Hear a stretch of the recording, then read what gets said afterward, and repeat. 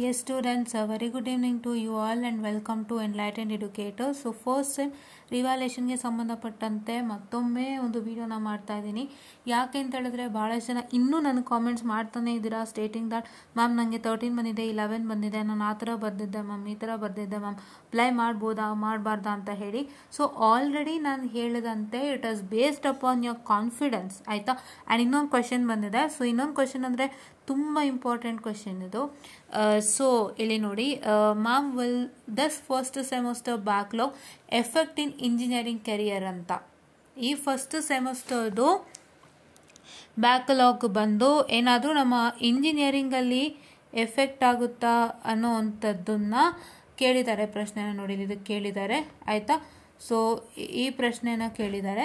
So ಇದಕ್ಕೂ ನಾನು ಆನ್ಸರ್ನ ಮಾಡ್ತೀನಿ. ಸೊ ಏನಂತ ಹೇಳಿದ್ರೆ, first thing what you have to remember is you should have confidence in yourself while applying. ನಿಮ್ಮ ಹತ್ರ just a minute, I am so sorry for the distraction. ನಿಮ್ಮ ಹತ್ರ confidence ಇರಬೇಕು, ಇದ್ರೆ ಮಾತ್ರ ಅಪ್ಲೈ ಮಾಡಿ. ಸೊ ಅದನ್ನು ನಾನು ತುಂಬ ಮೇಯ್ನಾಗಿ ಹೇಳೋದಕ್ಕೆ ಇಷ್ಟಪಡ್ತೀನಿ. ಯಾಕೆ ಅಂತ ಹೇಳಿದ್ರೆ, ತುಂಬ ಜನ ನೀವು ಕೇಳ್ತೀರಾ ಮ್ಯಾಮ್ ನಂಗೆ 11 ಬಂದಿದೆ 13 ಬಂದಿದೆ ಮ್ಯಾಮ್, ರಿವ್ಯಾಲ್ಯೂಷನ್ಗೆ ಹಾಕ್ಬೋದಾ ಅಂತ. ಸೊ ನಾನು ನಿನ್ನೆನೇ ರಿವ್ಯಾಲ್ಯೂಷನ್ ಸರ್ಕ್ಯುಲರ್ ಜೊತೆಯಲ್ಲಿ ಇನ್ ಡೀಟೇಲ್ಡ್ ಆಗಿ ನಾನು ವಿಡಿಯೋನ ಮಾಡಿದ್ದೀನಿ. ಅಲ್ಲೇ ಹೇಳಿದ್ದೀನಿ ನಿಮಗೆ ಕಾನ್ಫಿಡೆನ್ಸ್ ಫಸ್ಟ್ ಇರಬೇಕು. ನಾನೆಲ್ಲ ಕರೆಕ್ಟಾಗಿ ಬರೆದಿದ್ದೀನಿ, ನಾನು ಏನು ಬರೆದಿದ್ರು ಕರೆಕ್ಟಾಗಿದೆ. ಆದರೆ ನನ್ನ ಪೇಪರ್ ವ್ಯಾಲ್ಯೂಯೇಟ್ ಮಾಡಿದಂತಹ ಇವ್ಯಾಲ್ಯೂಯೇಟರ್ ಬಂದು ಕರೆಕ್ಟಾಗಿ ಇವ್ಯಾಲ್ಯೂಯೇಷನ್ ಮಾಡಿಲ್ಲ, ಇವ್ಯಾಲ್ಯೂಯೇಟ್ ಮಾಡಿಲ್ಲ ಅನ್ನೋದು ನಿಮಗಿದ್ದರೆ ಸೊ ನೀವು ಖಂಡಿತ ರಿವ್ಯಾಲ್ಯೂಷನ್ಗೆ ಹಾಕ್ಬೋದು. ಇಲ್ಲಾಂದರೆ ರಿವ್ಯಾಲ್ಯೂಷನ್ಗೆ ನೀವು ಹಾಕೋದಕ್ಕೆ ಸಾಧ್ಯನೇ ಇಲ್ಲ, ರೈಟ್. ಸೊ ಇದನ್ನು ನಾನು ಮತ್ತೆ ಸ್ಟ್ರೆಸ್ ಮಾಡ್ತಾ ಇದ್ದೀನಿ. ಬಿಕಾಸ್ ಡೋಂಟ್ ಲೈಕ್ ಮತ್ತೆ ಅದನ್ನೇ ಕಾಮೆಂಟ್ ಮಾಡ್ತಾ ಇರಬೇಡಿ. ಆ್ಯಕ್ಚುಲಿ ನೀವು ಕೇಳೋದ್ರಲ್ಲಿ ತಪ್ಪಿಲ್ಲ, ನಾನು ಇಲ್ಲ ಅಂತ ಹೇಳ್ತಿಲ್ಲ. It is not that it is wrong that you're asking me a question. But ಏನು ಅಂತ ಹೇಳಿದ್ರೆ, ಫಸ್ಟು ಇದಕ್ಕೆ ನಾನು ಆಲ್ರೆಡಿ ಇನ್ ಜನರಲ್ ಕ್ಲಾರಿಟಿ ಕೊಟ್ಟಿದ್ದೀನಿ. ಸೊ ಹಾಗಾಗಿ ನೀವು ನಿಮ್ಮ ಕಾನ್ಫಿಡೆನ್ಸ್ ಮೇಲೆ ಹೋಗುತ್ತೆ. ಸೊ ನಿಮಗೆ 11 ಬಂದಿದೆ 13 ಬಂದಿದೆ ಅಂತ ಹೇಳಿದ್ರೆ, ಈಗ 11ಗೆ ಎಷ್ಟು ಬೇಕು? 11 + 7 ಬೇಕು ಅಲ್ವಾ. ಆಮೇಲೆ 13 ಅಂತ ಹೇಳಿದ್ರೆ 8 ಅಲ್ವಾ, 5. ಹಾಂ, ಓಕೆ. 5 ಬೇಕು ಅಂತ ಹೇಳಿದ್ರೆ 5 ಮಾರ್ಕ್ಸು ಎಷ್ಟಾಯಿತು? 18 ಆಯಿತು, ಹೌದಾ. ಸೊ ನೀವೇನು ಮಾಡ್ತೀರಾ, ಇನ್ನು 7 ಮತ್ತು 5 ಮಾರ್ಕ್ಸ್ ಅಲ್ವಾ, ಬಂದೇ ಬರುತ್ತೆ ಹಾಕಿ ಅಂತ ಹೇಳ್ಬಿಟ್ಟು ಹಾಕಿಸ್ತಾರೆ. ಅದಲ್ಲ, ನಾನು ಅವತ್ತೇ ಹೇಳ್ದಂತೆ ಅವರು ನಿಮಗೆಲ್ಲ ಪರ್ಫೆಕ್ಟ್ ಆಗಿದ್ರೇ ಈ 7 ಮತ್ತು 5 ಮಾರ್ಕ್ಸನ್ನು ಕೊಡೋದು, ಇಲ್ಲಾಂದ್ರೆ ಅವ್ರು ಕೊಡೋದೆಲ್ಲ. ಸೊ ಹಾಗಾಗಿ ನಿಮ್ಮ ಕಾನ್ಫಿಡೆನ್ಸ್ ಮೇಲೆ ಹೋಗುತ್ತೆ. ಸೊ ನಿಮ್ಮ ಕಾನ್ಫಿಡೆನ್ಸ್ ಲೆವೆಲ್ ಎಷ್ಟಿದೆ ನೋಡ್ಕೊಂಡು ನೀವು ರಿವ್ಯಾಲ್ಯೂಷನ್ಗೆ ಹಾಕಿ, ಆಯಿತಾ. ಸೊ ಬಿಕಾಸ್ ನನಗೆ ನೀವು ಹೇಗೆ ಬರ್ತಿದ್ದೀರಾ ಅಂತ ಗೊತ್ತಿಲ್ಲ, ಆ್ಯಂಡ್ ನೀವು ಯಾವ ಥರ ಅಟೆಂಪ್ಟ್ ಮಾಡಿದ್ದೀರಾ, ಸೊ ನಿಮಗೆ ಏನು ಕತೆ ನಿಮ್ಮದು ಅಂತ ನನಗೆ ಗೊತ್ತಿಲ್ಲ. ಸೊ ಹಾಗಾಗಿ I can't tell anything for you all, right. ನಾನು ಆ ಥರ ಏನು ಹೇಳೋದಕ್ಕಾಗಲ್ಲ. ನಾನು ಹೇಳೋಬಲ್ಲೆ ಅಂತ ಹೇಳಿದ್ರೆ ಒಂದೇ, that is your confidence will matter a lot ಅಷ್ಟೇ. ಸೊ ನಿಮ್ಮ ಕಾನ್ಫಿಡೆನ್ಸು ನೀವು ಪರ್ಫೆಕ್ಟ್ ಆಗಿತ್ತು ಅಂತ ಹೇಳಿದ್ರೆ ನೀವು ಖಂಡಿತವಾಗಿ ಅಪ್ಲೈ ಮಾಡ್ಬೋದು. ಆ್ಯಂಡ್ ಎರಡನೇದು ನಾನು ಹೇಳಿದಂತೆ, ನಮ್ಮ ಫಸ್ಟ್ ಇಯರ್ ಬ್ಯಾಕ್ಲಾಗ್ ಬಂದು ಇಂಜಿನಿಯರ್ ಕೆರಿಯರ್ನ ಹಾಳು ಮಾಡುತ್ತಾ ಅನ್ನೋ ಕ್ವಶನ್ ಇದೆ. ಸೊ ಖಂಡಿತ ಇಲ್ಲ. ಸೊ ಯಾಕೆಂದರೆ ಜಸ್ಟ್ ಬ್ಯಾಕ್ಲಾಗ್ ಬಂತು ಅಂತ ಹೇಳಿ ಕೊರಗ್ತಾ ಕೂತ್ಕೊಳ್ಳೋಂಥ ದೊಡ್ಡ ಮ್ಯಾಟರ್ ಅಲ್ಲ, ನಾನು ಅಂದ್ಕೊಳ್ತೀನಿ. ಯಾಕೆ ಅಂತಂದರೆ, ಸೊ ನಿಮಗೆ at the end of your engineering, I am sorry for the distraction, at the end of ಇಂಜಿನಿಯರಿಂಗ್ನ ಕೊನೆಯಲ್ಲಿ ಬಿ ಅಂತಲೇ ಬರಿತೀನಿ, it's easier for me. At the end of B ಕೊನೆಯಲ್ಲಿ ನಿಮ್ಗೆ ಏನು ಬೇಕು ಅಂದರೆ, first main thing you require 70% of marks. 70% of marks ನಿಮಗೆ ಬೇಕಲೇಬೇಕು, ಹೌದಾ. ನಿಮ್ಮ CGPAನ ಕನ್ವರ್ಷನ್ ಮಾಡಿದ್ರೆ 70% ಬರಬೇಕು, ಫಸ್ಟ್ ಥಿಂಗ್. ಸೆಕೆಂಡ್ ಥಿಂಗ್ ಏನು ಬರಬೇಕು, need to have certifications regarding the different courses, various ಕೋರ್ಸಸ್ಗಳು, ಅಂದರೆ ವೇರಿಯಸ್ ಪ್ರೋಗ್ರಾಮಿಂಗ್ ಕೋರ್ಸಸ್,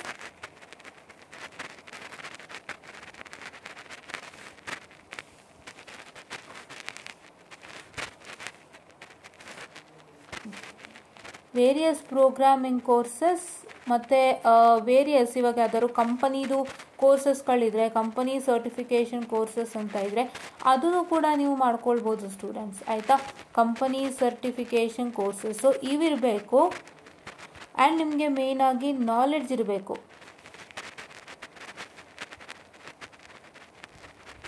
ನಾಲೆಡ್ಜ್ ಅಂದರೆ ಏನು, ಒಂದು ಕಂಪನಿಗೆ ನೀವು ಹೋಗ್ತೀನಿ ಅಂತ ಅಂದವಾಗ ಒಂದು ಕಂಪನಿಗೆ ನೀವು ಹೋಗ್ತೀನಿ ಅಂದವಾಗ ಆ ಕಂಪನಿಗೆ ಸಂಬಂಧಪಟ್ಟಂತೆ ಇರುವಂಥ ಎಲ್ಲ ನಾಲೆಡ್ಜ್ಗಳು ಒಂದು what domain the company is working, ಅವರು ಯಾವ ಡೊಮೈನ್ ಮೇಲೆ ವರ್ಕ್ ಮಾಡ್ತಿದ್ದಾರೆ ಆ ಡೊಮೈನ್ ಮೇಲೆ ಸಂಬಂಧಪಟ್ಟಂತೆ ಒಂದಿಷ್ಟು ನಾಲೆಡ್ಜ್ಗಳನ್ನ ನೀವು ಚೆನ್ನಾಗಿ ತಿಳ್ಕೊಂಡಿರಬೇಕು. ಸೊ ಇದಿಷ್ಟೇ ನಿಮಗೆ ಅಟ್ ದ ಎಂಡ್ ಬೇಕಾಗಿರೋವಂಥದ್ದು, ಹೌದಾ?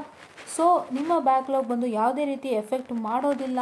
ನೀವೇನು ಮಾಡ್ತೀರಾ ಅಂದರೆ, ಇವಾಗ ಬ್ಯಾಕ್ಲಾಗ್ ಆಗಿತ್ತು ಅಂತ ಹೇಳಿದ್ರೆ ಬೇಜಾರು ಮಾಡ್ಕೋಬೇಡಿ, ನೊಂದ್ಕೋಬೇಡಿ. ಮೇಕಪ್ ಎಕ್ಸಾಮ್ ಕೊಡ್ತಾರೆ, ಮೇಕಪ್ ಎಕ್ಸಾಮಲ್ಲಿ ಕ್ಲಿಯರ್ ಮಾಡ್ಕೊಂಬಿಡಿ ಬೇಗ ಬೇಗ. ಆ್ಯಂಡ್ ಇನ್ನೊಂದು ಮ್ಯಾಟರ್ ಏನು ಅಂತ ಹೇಳಿದ್ರೆ, ನೆಕ್ಸ್ಟ್ ಸೆಮ್ಮಿಂದ ಬ್ಯಾಕ್ಲಾಗ್ ಆಗದಂತೆ ನೋಡ್ಕೊಳ್ಳಿ, ಎಲ್ಲನೂ ಚೆನ್ನಾಗಿ ವರ್ಕೌಟ್ ಮಾಡಿ. ನೀವು 70% ತೊಗೊಂಬಿಡಿ. ಇಲ್ಲೇನು ಬರ್ದಿದ್ನಲ್ಲ 70%.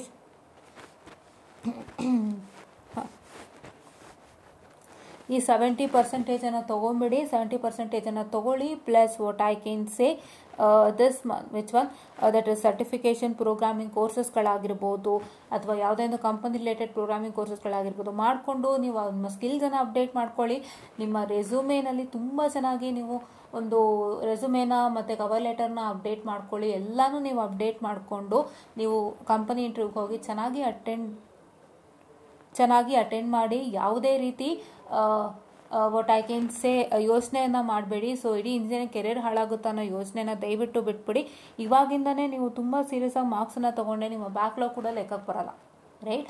ಸೊ ಯಾವಾಗಲೂ ಬ್ಯಾಕ್ಲಾಗ್ ಆಗಿತ್ತು ಅನ್ನೋದು ಕೂಡ ಅವ್ರು ನೋಡಲ್ಲ. ನಿಮ್ಮ ನಾಲೆಡ್ಜ್, ನಿಮ್ಮ ಟ್ಯಾಲೆಂಟ್, ನೀವೆಷ್ಟು ಕಲ್ತಿದ್ದೀರಾ, ನೀವೆಷ್ಟು ಸರ್ಟಿಫಿಕೇಷನ್ ಕೋರ್ಸಸನ್ನು ಮಾಡಿದ್ರೆ. ಈ 70% ಬಂದು ಏನಂದರೆ ಒಂಥರ ನಿಮ್ಗೆ ಎಂಟ್ರಾನ್ಸ್ ಇದ್ದಂಗೆ.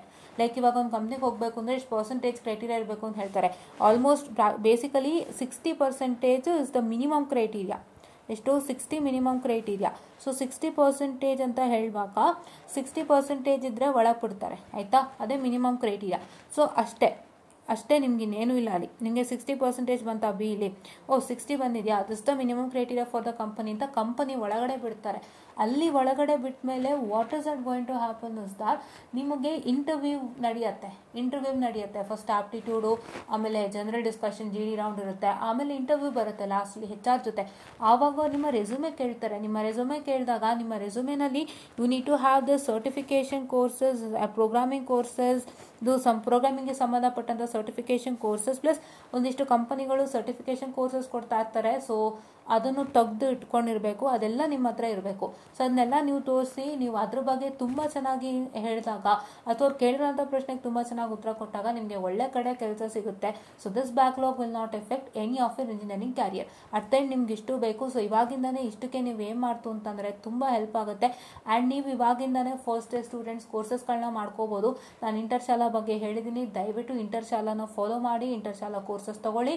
ಬೇಗ ನಿಮ್ಮ ಸರ್ಟಿಫಿಕೇಷನ್ಸ್ ತೊಗೊಂಡು ಅಪ್ಗ್ರೇಡ್ ಆಗಿ, ಸ್ಕಿಲ್ಸ್ ಅಪ್ಗ್ರೇಡ್ ಮಾಡ್ಕೊಂಡಷ್ಟು ನಿಮ್ಮ ರೆಸ್ಯೂಮೆ ಸಖತ್ತಾಗಿದ್ದಷ್ಟು, ಸಖತ್ತಾಗಿದೆ in the sense like you have to add all the courses. ನೀವೇನೇನು ಕೋರ್ಸಸ್ ಕಲ್ತಿದ್ದೀರಾ ಅದೆಲ್ಲ ಒಂದು ಲಿಸ್ಟ್ ಹಾಕ್ತೀರಾ ನಿಮ್ಮ ರೆಸ್ಯೂಮೇಲಿ.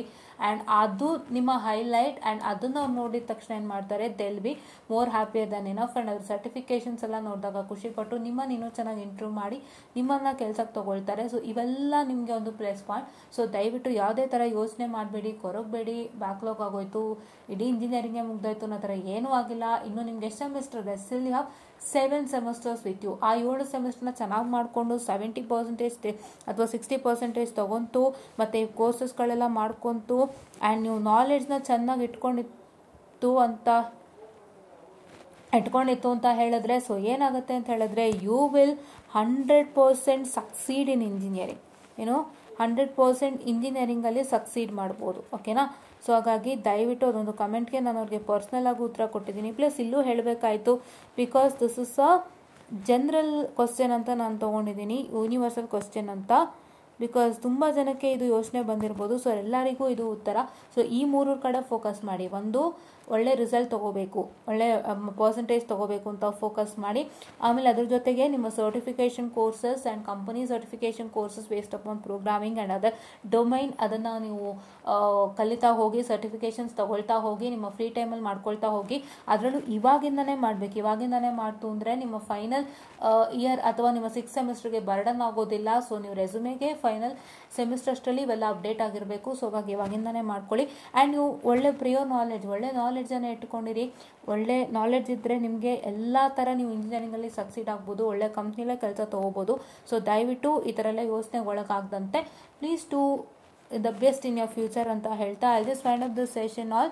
ಆ್ಯಂಡ್ ದಯವಿಟ್ಟು ಹೇಳ್ದಂತೆ ನಿಮ್ಮ ಒಂದು ಕಾನ್ಫಿಡೆನ್ಸ್ ಮೇಲೆ ಹೋಗುತ್ತೆ. ಸೊ ನೀವು ಎಷ್ಟು ಕಾನ್ಫಿಡೆನ್ಸ್ ಇಟ್ಟಿದ್ರೆ ಅದ್ರ ಮೇಲೆ ರಿವ್ಯಾಲ್ಯೂಯೇಷನ್ಗೆ ಹಾಕ್ರಿ. ಬಿಕಾಸ್ ನೀವು ಬರ್ದಿರೋದು ನಿಮಗೆ ಗೊತ್ತಿದೆ ಹೇಗೆ ಬರ್ತಿದ್ದೀರಾ ಅಂತ. So you can just look at your confidence level and apply for revaluation. ಇನ್ನೂ ಟೈಮ್ ಇದೆ, ಯೋಚನೆ ಮಾಡಿ, ಚೆಕ್ ಮಾಡಿ, ನಾ ಬರ್ದಿರೋದೆಲ್ಲ ಸರಿ ಇದೆಯಾ, ನಾನು ಹಾಕ್ಬೋದಾ, ಇನ್ನೊಂದ್ಸಲ ಚೆಕ್ ಮಾಡಿಬಿಟ್ಟು ನೀವು ಹಾಕಿ. ಬಿಕಾಸ್ ಇನ್ನೂ 10th ಅಂತ ಹೇಳಿದ್ದಾರೆ, ಇನ್ನೂ ಸಮಯಾವಕಾಶ ಇದೆ, ಅಲ್ಲಿವರೆಗೂ ನೀವು ನೋಡ್ಬೋದು ಅಂತ ಹೇಳ್ತಾ I just wind up the session all and thank you.